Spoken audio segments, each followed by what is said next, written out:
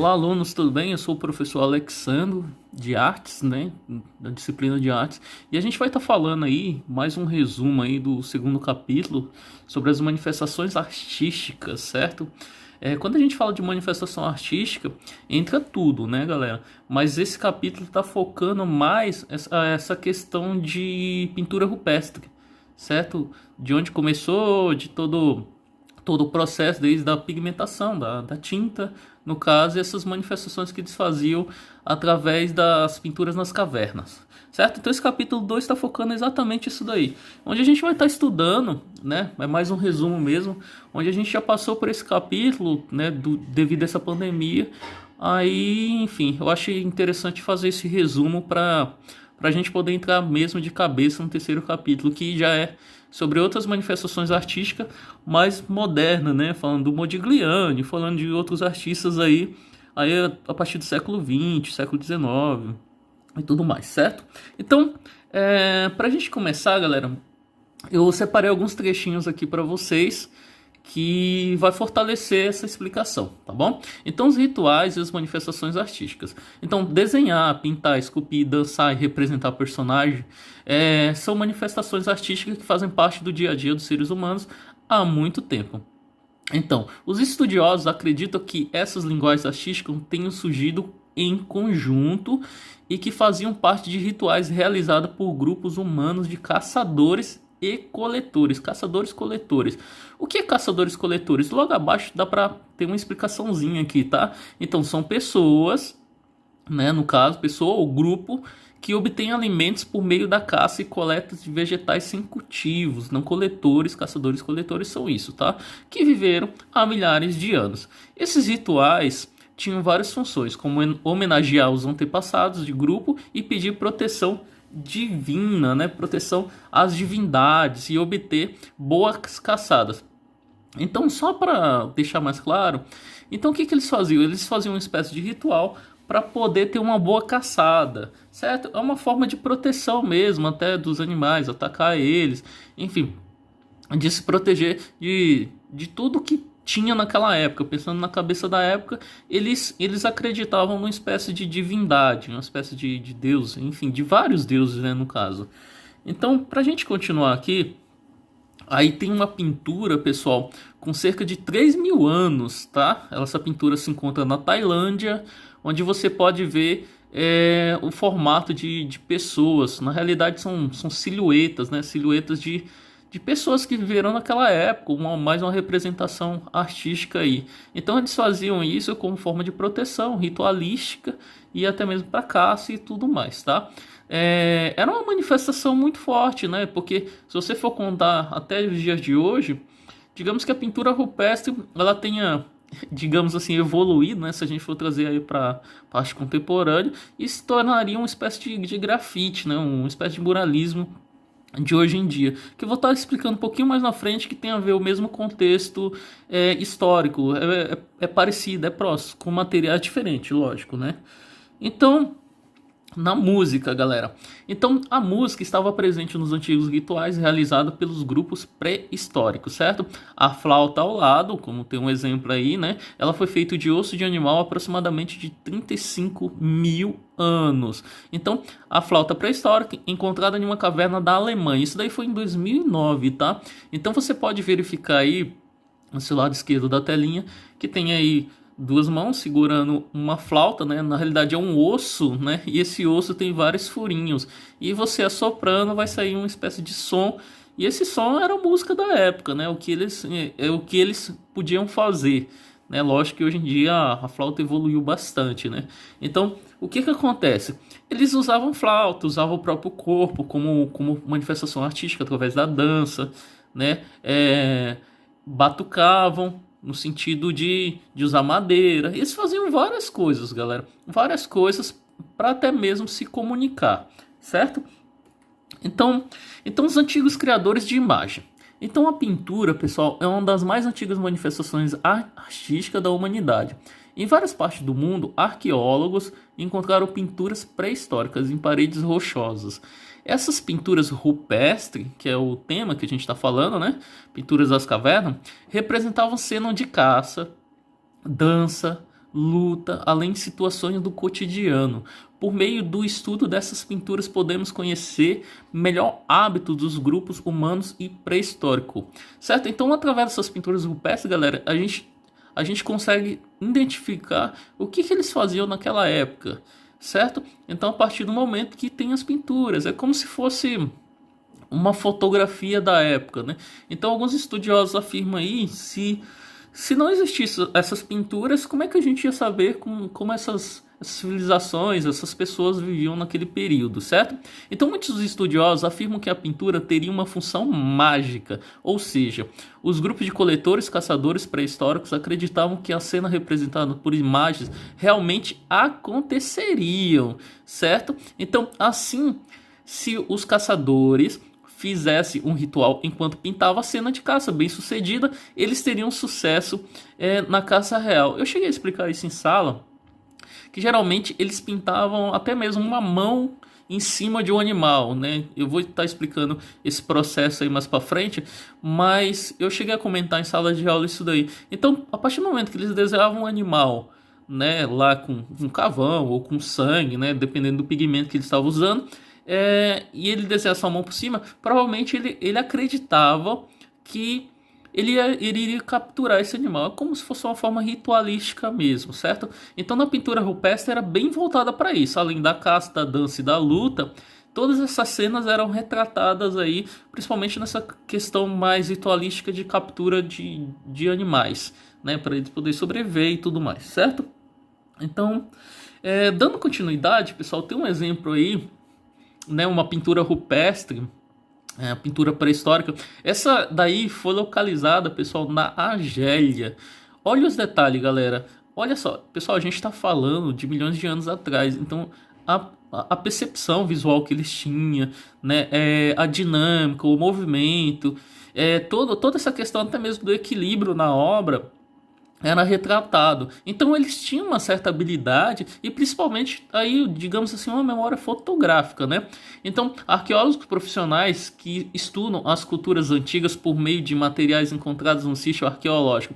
Então, isso daí é o arqueólogo. Pintura rupestre, galera, nesse caso, pintura pré-histórica feita na superfície rochosa, certo? Então, quando a gente fala de pintura rupestre, é isso, pintura nas cavernas, traduzindo, certo? Pinturas nas cavernas e eram feitas com materiais aí que eles usavam no cotidiano, tudo bem? Galera, dá uma olhada, por mais que tem um certo detalhe a obra, vira uma espécie de silhueta. O que é silhueta? É só o contorno do animal, é só o contorno do ser humano, então é só o formato do corpo ou do objeto, ou enfim, do animal sendo retratado. Então você pode ver que aí provavelmente é uma cena de caça. Dá uma olhada que ele tá com uma espécie de arco, né, e o animal lá logo à frente acima dele. Professor, mas é estranho porque não tem perspectiva. Realmente, né, galera? Naquela época a gente tá falando de pintura rupestre. A perspectiva veio surgir bem depois aí, né? Aí próximo aí do Renascimento, né? Os artistas começaram a usar a perspectiva, né? Com uma sensação mais de profundidade. Você pode ver que o animal tá praticamente do tamanho dele, né? Dependendo do animal que ele tá desenhando, né? Se tá mais distante, mas a partir do momento que ele desenha o personagem em primeiro plano e o animal no segundo plano, por mais que eles estejam próximos do mesmo tamanho, dá uma falsa sensação de profundidade, que o animal está um pouquinho distante dele, certo? Então, continuando, a cova das mãos, né? O que eu estava explicando para vocês a respeito aí deles desenhar um animal e uma mão em cima do animal. Aí nessa imagem, infelizmente não tem, né? Mas na realidade isso mostra uma impressão da mão, né? Então isso daí é uma pintura, galera, que foi encontrada na Argentina, certo? Professor, mas como é que eles faziam isso? Como é que eles desenhavam a mão tão perfeita assim? Então eles colocavam a mão na superfície rochosa, e eles aplicavam uma espécie de tinta, jogava tinta por cima, ou com canudo, ou até mesmo com a outra mão, né, assoprando, enfim. E essa tinta batia na mão. Quando eles retiravam a mão da superfície, ficava só o formato da mão, essa espécie de silhueta aí.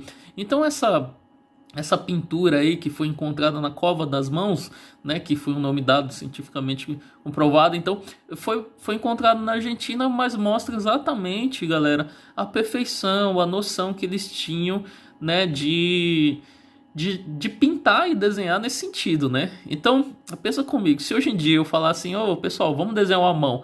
Eu já vi muito sala de aula que os alunos eles colocam a mão, né, em cima da folha e faz uma espécie de contorno. E isso é um desenho, né? Querendo ou não, a gente tem essa percepção de desenhar a mão nesse sentido, né? Mas lógico que isso daí é uma forma ritualística da época, certo? Então, aí tem até um exemplo, galera, bem legal, de uma forma de stencil, né? Que o stencil que é uma silhueta, que é um molde vazado, né?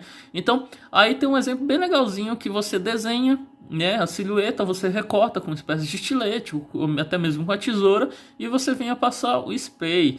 O spray varia de muitas marcas, né? Tem a No, tem a Arte Urbana, tem Color Gin, enfim. Tem várias marcas aí, a própria 94, que é uma marca muito boa, que tem um cheirinho de chiclete, né? Que faz mal também para a saúde, tá, galera? Que fica a dica. Então, o que que acontece? Dá para fazer stencil também até com rolinho, né? Professor, mas quem criou o stencil? O stencil foi criado pelas pinturas rupestres, pelos antigos? Não, galera. Não somente por causa deles, mas eles criaram uma espécie de stencil daquela época, né? Então, lógico que foi aprimorado, né? Então, no caso, aqui no Brasil, eu vou citar um nome para vocês. Tem um cara chamado Alex Vaulari. O Alex Vaulari vale a pena vocês pesquisar sobre ele, porque foi o pai do grafite aqui no Brasil e ele que trouxe aí né, esse molde vazado com um personagem chamado a Rainha do Frango Assado e também a Botinha. E ele criou esse stencil, trazendo aqui o stencil para o Brasil, certo? Mas lá fora já era muito conhecido essa questão do stencil. Então, aí fica a dica aí, né? Isso daí seria uma atividade para a gente tentar desenvolver um stencil na aula, certo? Então, a Vênus de Willendorf, pessoal. Então, esse daí é um personagem criado aí pelos antigos, no caso, né? Que significa um símbolo aí de fertilidade, né? E eu vou estar lendo aqui um pouquinho sobre ela, explicando, tá bom? Então, Vênus é o nome da deusa da mitologia romana associada ao ideal de beleza feminina. Esse nome foi escolhido pelos pesquisadores para nomear as representações femininas encontradas em diferentes lugares, muitas delas criadas há milhares de anos. Uma das mais antigas estatuetas de Vênus, que se conhece há cerca de 30 mil anos, trata-se da Vênus de Willendorf, que foi encontrada nas margens do rio Danúbio, né, na Austrália. Acredita-se, pessoal, que é uma figura esculpida por caçadores-coletores. Lembra que falei para vocês agora há pouco sobre isso? Então, era símbolo de fertilidade, representando a característica feminina e ideais para o povo que a produziu. Na realidade, galera, a mulher naquela época, aí a gente está falando lá na época da pintura rupestre, pedra lascada, pedra polida. Então, o que acontece? Era tratada como se fosse um símbolo de reprodução, né, de fertilidade, de ter filhos, na realidade. Então, na mitologia, galera, estudos e lendas e mitos, narrativas e rituais normalmente falam de seres sobrenaturais e da criação do mundo. Isso daí na mitologia, porque eu tô falando da Vênus, tá, galera? Então, por exemplo, tem uma Vênus também que é bem interessante, se vocês pesquisar depois, que é a Vênus do Sandro Botticelli. Sandro Botticelli, que foi um pintor aí, renascentista, junto com Leonardo da Vinci, Michelangelo, Rafael, entre outros artistas. Mas então já existia uma Vênus bem antes da Vênus, da famosa Vênus do Sandro Botticelli, tá bom? Que é a Vênus de Willendorf. Tudo bem, galera? Continuando aqui, pessoal, a forma do amuleto. Aí você pode verificar aí do seu lado direito da tela. Olha o tamanho da Vênus, pessoal. Olha o tamanhozinho dela, é bem pequenininho, ela tem 11 centímetros, só para você ter uma ideia. Então a Vênus de Willendorf, pessoal, foi feita com os pés bem pequenos. Os estudiosos acreditam que isso ocorria porque uma sociedade nômade, ou seja, uma sociedade que não tinha um lugar fixo, né, ficava andando de um lado para o outro, era mais importante carregar a pequena estatueta com facilidade do que colocá-los em pé. Então o que acontece? Eles faziam as esculturas, né, bem pequenininha, e eles iam levando para vários lugares, melhor do que colocar em pé. Então o que acontece? Existem vários artistas aí na história da arte que traduzia e fazia essas esculturas, né, se você for contar. Mas como a gente está falando de pintura rupestre, fica a dica aí, eu acho que vale muito a pena a gente pesquisar sobre ela. É um símbolo da arte, realmente, a Vênus de Willendorf. Então, fica a dica aí, tá? Pra gente futuramente citar ela aí, talvez até num vestibular, acho que vai ajudar vocês bastante, tá bom? Então, esculpir e pintar. A Vênus de Willendorf foi esculpida em um bloco de calcário, com a ajuda de um objeto cortante, tá? Então, vários outros materiais foram utilizados pelos povos do passado para produzir escultura, como o marfim, a argila e a madeira. Para cada tipo de material, há uma técnica mais apropriada. Atualmente, as possibilidades são quase infinitas e pode ser utilizados metais, materiais industriais, plástico e isopor. Então, na realidade, a escultura ela é feita de diversos materiais. Tem um material que eu gosto bastante, eu cheguei a trabalhar na faculdade com ele, que se chama pedra-sabão, que é o mesmo material usado pelo Aleijadinho, né? O Aleijadinho, que era um escultor aí, mineiro, que trabalhava as esculturas em enorme proporção, no caso, né? Tem um material que eu também nunca trabalhei, mas já cheguei a pesquisar bastante sobre esse tipo de material. O Michelangelo, ele produzia em mármore Carrara, né, que é um material que geralmente os italianos usam bastante para poder esculpir, certo? Mas tem outro tipo de material mais maleável. Segue o exemplo, tá?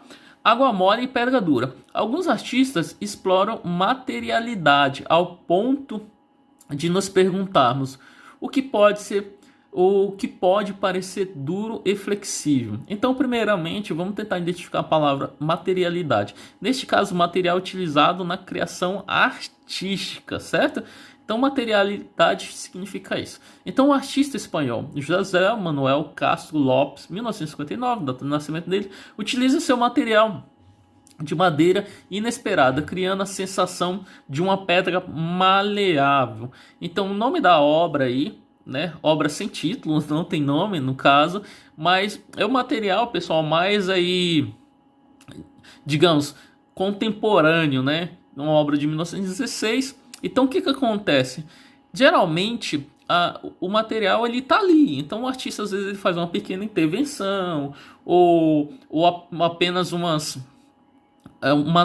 leve traçada, lógico, cavalgando, né, nesse sentido. Então depende muito do artista para transformar o material numa obra de arte. A obra precisamente ela não precisa ser totalmente figurativa, ela pode ter um âmbito mais abstrato.